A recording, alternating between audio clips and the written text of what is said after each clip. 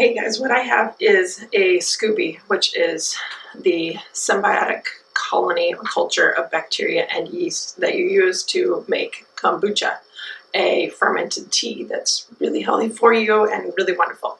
But this has layers of mushroom, basically, because it's a couple batches worth, or actually probably 4 batches worth, and every batch you make a new layer, and I'll show you here in a second kind of what that layer looks like. A new layer forms with every batch, and so which a batch, it takes about a week or a little more to produce. And what we're going to do with this, because with every batch you get a new mushroom, and after a while you need to kind of peel away a few layers, otherwise it just gets too thick.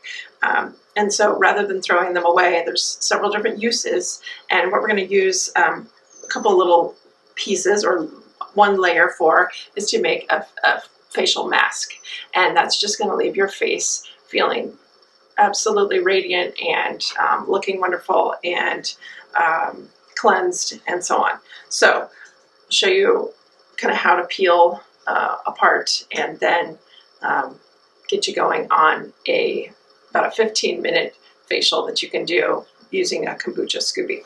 So when I have extra SCOBY, I store it with a little bit of kombucha on it, not just dry, otherwise it will just dry out, and I don't necessarily want it all to dry out. So I will store it covered and at room temperature, but with, again, like I say, a little bit of tea on it. So here's how you can just kind of peel it. Just kind of reach in there and find the layer, and we're just going to peel some apart.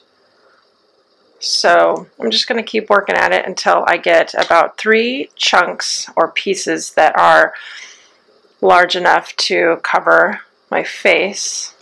Then I can dry it off or allow it to just sit on a towel or a paper towel and just keep peeling and find those pieces. So there's another use for a Kombucha SCOBY as a facial mask.